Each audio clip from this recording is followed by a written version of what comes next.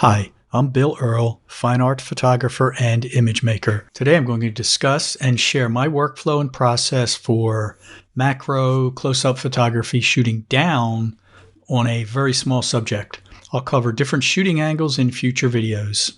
The method I'm discussing here is simply how I've chosen to do it. There are many ways to do it, and I think it's important to work out a process that works well for you. My process uses a focusing rail and focus stacking and post-processing. Lighting, of course, is important in any type of photography. So far, I've had really good results using the diffuse light of a speed light. The speed light also allows for greater latitude in aperture and shutter speed selection. Natural light can be challenging when shooting multiple frames that will be combined in post, as it's a constantly changing light source. The multiple frames and capturing and all we will discuss as we move through the video. It is very important to know your gear and how it performs with different settings. Ideally, you want to find the sweet spot for all the gear, especially the lens. Sweet spot being the best performance of that particular piece of gear. Lens selection is important. However, this type of photography can be very successful without expensive glass. For example, extension tubes are a less expensive option and can be used with different lenses. My suggestion is to do your research and find something that works for you and your budget. I'll not go into a lot of detail regarding tripod selection, other than to say that best results will be achieved with the camera mounted in such a way that movement is kept to a minimum. Ideally, movement is eliminated. Testing is also very important. I did a lot of testing to fine-tune this setup, and my process includes testing as well. I've also said that it's important that we do our work, and this is no exception. Hard work and patience will produce better results, and things will not be left to chance. The testing begins by rolling through the complete shoot, capturing all needed frames. I'll upload them into Lightroom and perform a thorough evaluation looking at the size of the subject in the frame, lighting, and sharpness of each frame. It's important to have sharp frames that capture the full depth of the subject. This test process will also give me a really good feel for how many frames I need to shoot. If I've captured what's needed and I'm satisfied with the results, I'll move on to post-processing. If not, I'll continue testing until I've achieved what I want and what's needed to produce the desired results. Okay, then let's move on to the details of shooting the frames. First of all, I always shoot in RAW. In this process, the goal is to capture enough frames to ensure that I have full depth of field and sharpness for the entire subject, i.e. everything from front to the back of the subject is sharp. Using a focusing rail moves the camera in slight increments, resulting in different points of focus. It also removes the human element from the focusing process. It's a much more scientific, repeatable process. I begin by turning off autofocus and image stabilization on the lens. Next, I'll frame the subject with the focusing rail all the way back away from the subject. It's important to take note of the physical depth of your subject. Shooting something that is flat like a postage stamp comes with very different requirements than shooting a leaf that has much more depth to it. Given how close the lens is to the subject, depth is magnified, and the slightest camera movement will make a huge difference. The number of frames captured will vary based on the depth of the subject. Next, I'll roll the rail forward 3 turns of the knob and manually focus the lens on the area that's closest to the camera. The focusing method I use is live view on the camera, zoomed in to a section of the subject that is closest to the camera. Next, I'll roll the rail back 1 full turn, effectively moving the focus point away from the subject, providing what I call a focus overlap. I do this just to ensure that I get sharp frames of the entire subject from front to back. Next, I'll shoot the first frame, then roll the rail forward either 1/8 or 1/4 of a turn, depending on the depth of the subject. For most very small subjects, I found that 1/8 turn provides an overall sharper image. It gives me the points of focus as I roll through and capture the frames from front to back are closer together, and the result is a much sharper image. So I repeat this cycle, moving the rail closer until all frames have been captured to get full sharpness from front to back. Remember I mentioned the test cycle? This is what will determine how many frames are required. In the case of the tiny leaf, I shot 21 frames and I ended up using 17 for that particular image. We're going to jump into my setup, but before we do, I just wanted to mention that it is very important that your camera is level and your subject is level. And what I mean by that is you want the picture, the sensor, if you will, in the camera, you want that parallel to the background of your subject and to your subject so that you have no distortion or anything. It's very, very important, I think, to do that. Okay, taking a look at my setup for macro close-up photography. I have a very, very heavy tripod with a 10-pound sandbag on it just to keep it steady. Steady is important. We don't want any camera movement. Going up, we have a very heavy tripod head. Again, keeps things very steady. Then we have the Oben focusing rail, which is a fairly inexpensive focusing rail, and so far it's been very, very good. I've had good luck with it, and it works very well. The camera is a Canon 5DS with the Canon 100mm macro lens on it, which is a fantastic lens. I do use a normal Canon remote shutter release to trigger the shutter. Again, concept being keep the camera as still as possible. Don't touch it unless we have to. Pocket Wizard on top of the camera for remote triggering of the flash. The background is simply a piece of foam core, the white foam core. The blue roll of tape is simply there to keep the foam core still. And the tiny leaf is sitting there, and as you can see, it's very, very tiny. It's only an inch from the tip of the leaf to the stem of the leaf. The flash is a Canon Speedlight, and there's a plastic diffuser gaffer tape to it under the tissue paper, and the tissue paper just adds some additional diffusion. Kind of acts like a softbox, and it actually works better than I thought it would with this setup. Works extremely well, and again, that's just triggered with the Pocket Wizard. And my images of the tiny leaf have been uploaded into Lightroom, as you can see. I believe I mentioned 21 images earlier. There's actually 20. And the ones that you see that have stars are actually the ones I'm going to use. There are 17 of those. So I don't believe I did any development adjustments here. I think I took this straight out of the camera. In fact, I did take it straight out of the camera. So what I'm going to do is walk through each of the 17 images in a larger size so that you can see the difference in the focusing as I walk through them. Each one was shot with a different position on the rail. As we roll the rail forward, we capture a frame, roll it forward, capture another one. So that's what you're going to see. So let's look at it large. This one, the stem up here at the top, is actually the closest to the camera. So that's in focus here. Now I'm going to click on the next one. It can move a little bit. That's okay if it happens, because we're going to align them in Photoshop.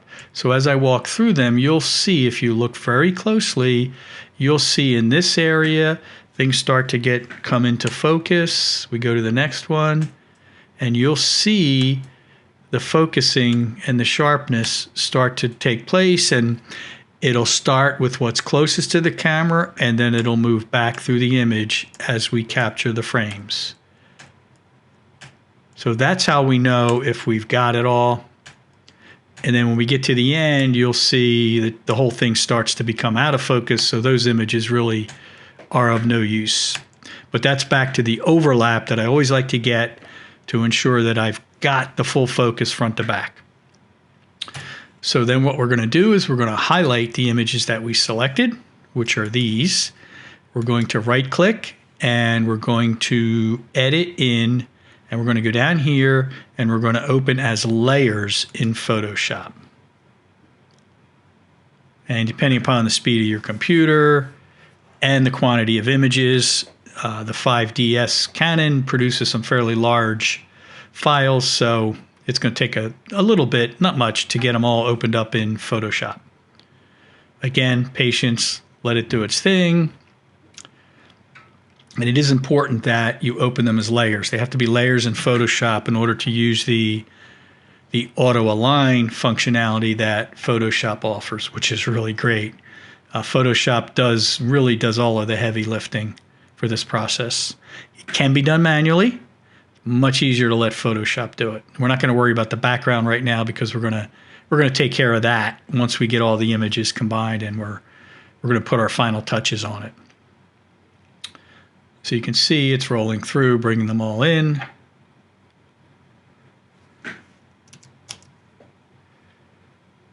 I just flip back. There it is. Okay. So they're still bringing them in.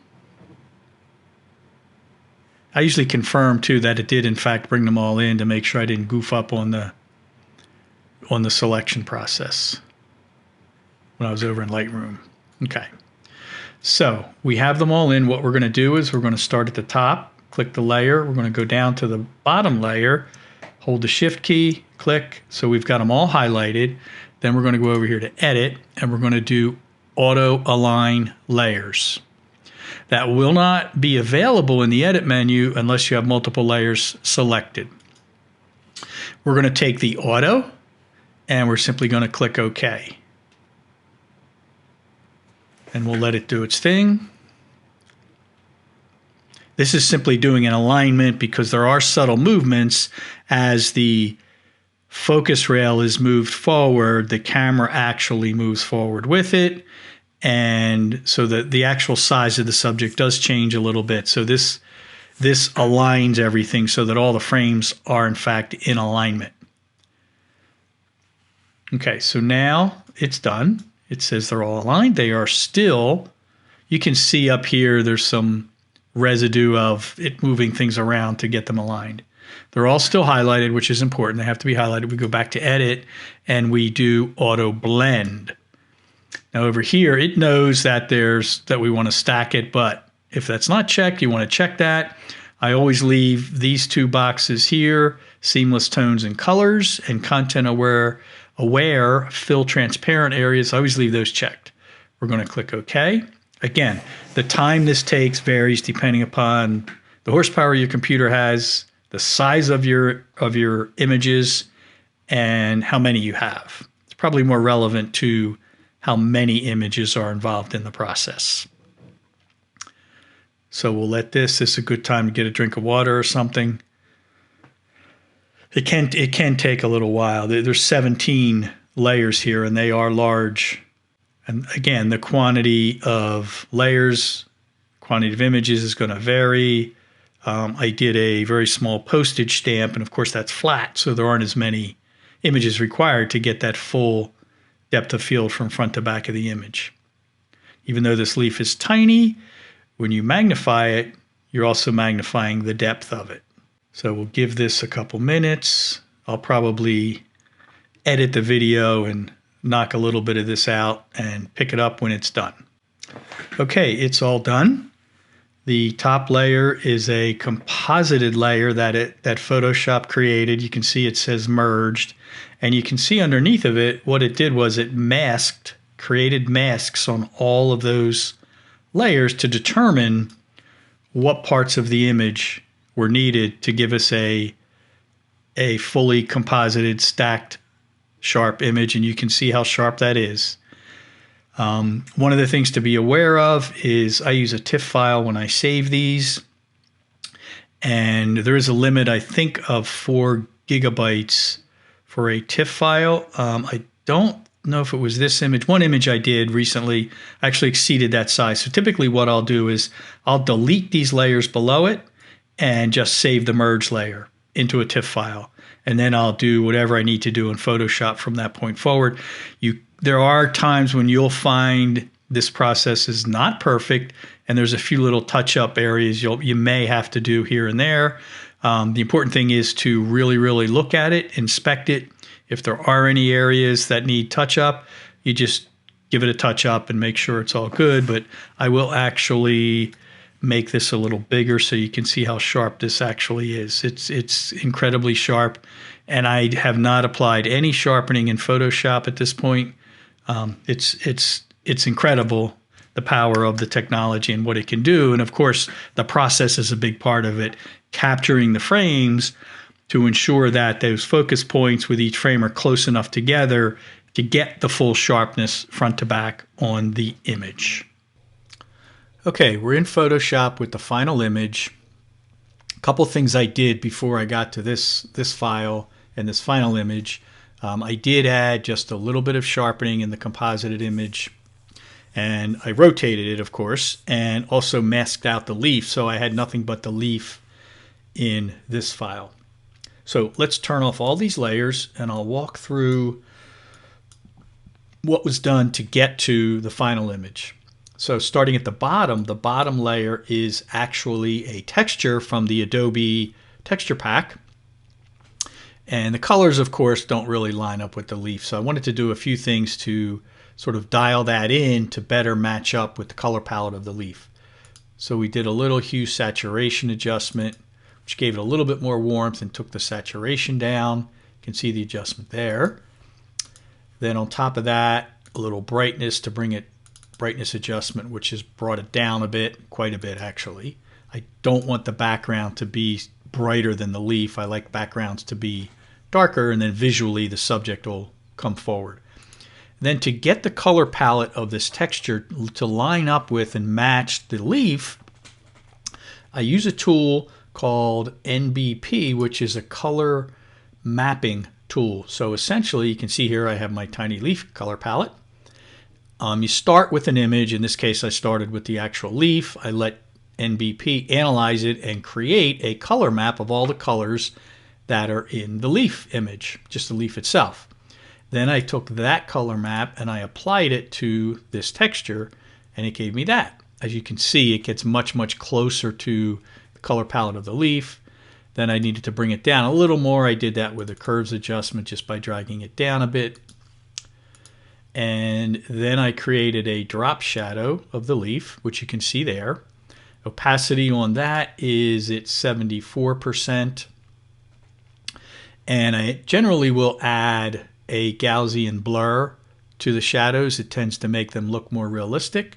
And you can move it around a little bit just to position it so that it sort of follows the lighting of the image. And there's the final leaf. This top layer is just a brightness layer that generally is off. I use it only for printing.